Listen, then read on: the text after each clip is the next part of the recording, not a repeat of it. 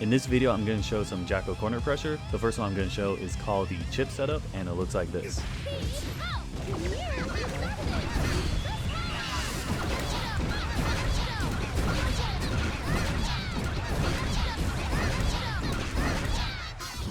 So how do you do the setup? The core concept is servant shoot into servant cheer on. After that, you'll 5P into attack command. This actually creates a true block string. If 5P is too hard to execute, you can actually use 5K into attack command. This does leave a gap, which means it's reversible and DPable. After the servant cheer on into 5P and attack command, this leaves you a little plus, allowing you to micro dash into servant shoot and attack command again. And then you can repeat the process until the super runs out. To get this setup from a throw, it's actually very simple. You're going to throw the opponent, place a servant, step forward, close slash, immediately place another servant, close slash again, servant shoot, and then you're going to cheer servant on, and then the 5P attack command. This is what it looks like in full speed.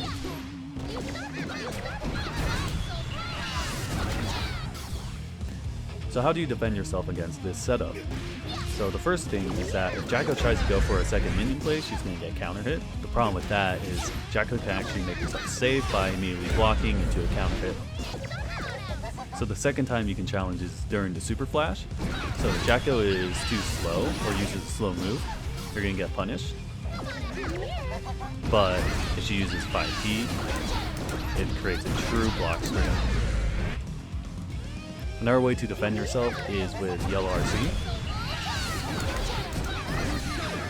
As you can see, it takes away all the servants and stops Jacko's pressure. Another thing you can do is burst. One thing I would not recommend is FDing, as Jacko's still able to get the pressure off and drain your resources. As Jacko, if your opponent is low on health, you can actually go for a mix-up towards the end of the super.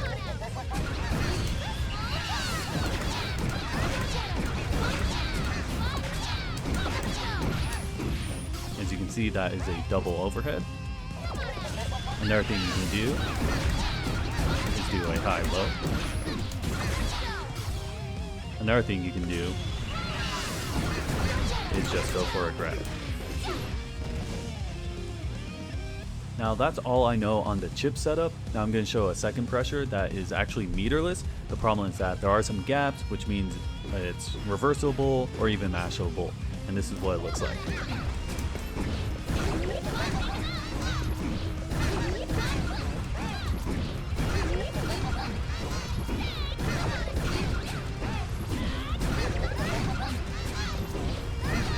So that's the pressure. It goes on for a very long time. It does have an endpoint. As you can see, the yellow bar was depleting, almost on the edge of not being able to summon a servant. So to execute this, you're gonna hold the servant, throw it, dash up, close slash 2H, and then servant shoot into servant hold, servant shoot again, and then you'll throw the servant.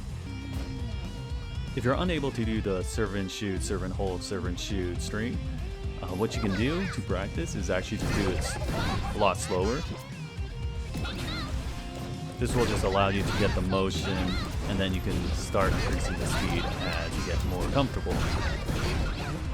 If you're having a problem getting the servant hold and the servant shoot out, chances are you might be doing it too fast or your inputs aren't clean. So I recommend slowing down, looking at the bottom left at the digital inputs, and just making sure your inputs are all clean.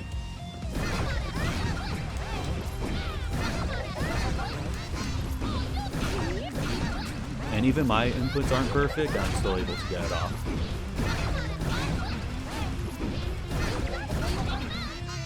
Alright, so what are the benefits of using this over the chip setup?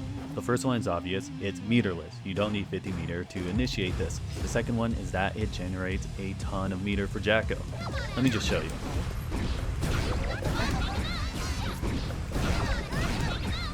So after 2 rotations, I almost got 50 meter.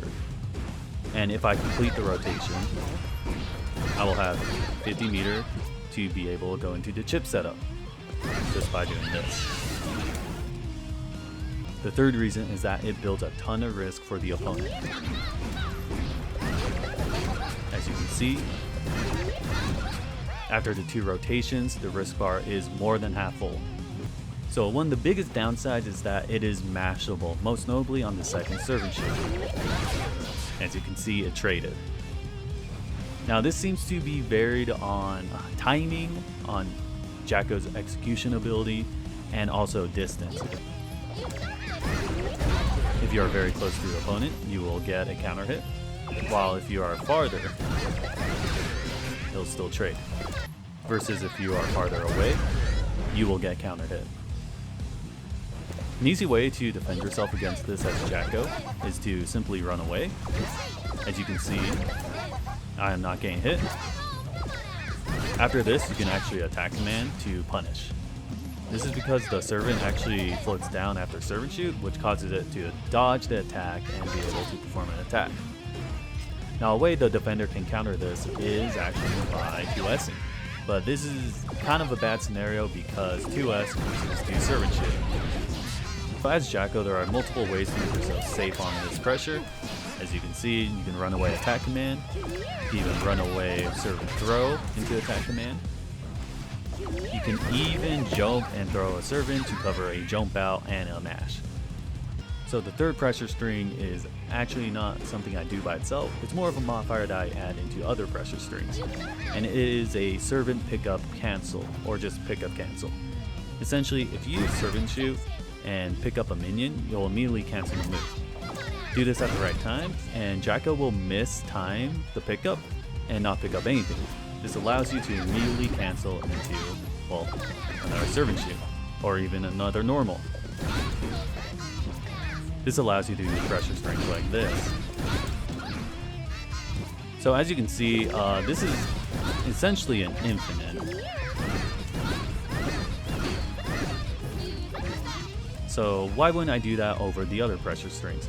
Well, this is unsafe. As you can see, it trades on a far slash. It also does not build a lot of meter or build a lot of risk for the opponent. So where are some scenarios where I can apply this? Well, it's actually in our second pressure string. As you know, this will end eventually unless I add the modifier. As you can see, I'm extending it long enough to always get my summon gauge back. This makes you more vulnerable to mashes though, so be aware of that. To execute this, essentially, when you servant shoot, the moment the move connects, the servant, you're gonna input 2P. After 2P, I keep holding down and then I input servant shoot. Now you don't want to do this too fast, as doing it too fast will actually make you miss the servant shoot. So it's a very smooth rhythm. I'm actually not doing this very fast, or what I think is very fast. It's just, you know, a very smooth rhythm. This is not something that you can just slow down, so you do have to practice timing on it, unfortunately. So it is a little on the execution side. Another thing you can do with this is that if an opponent is trying to mash out your pressure, you can cancel into 2K and get even more pressure. Even on block, doing this is actually not a bad thing since you can just get the pressure back. Just be aware of your servant timers because hitting them each time will decrease the timer by 3 or 4 seconds, which means you only get 2 hits before the timer runs out. So with these pressure ideas, you're actually able to make your pressure very safe while making it very difficult for the opponent to challenge. And then even get into your win condition.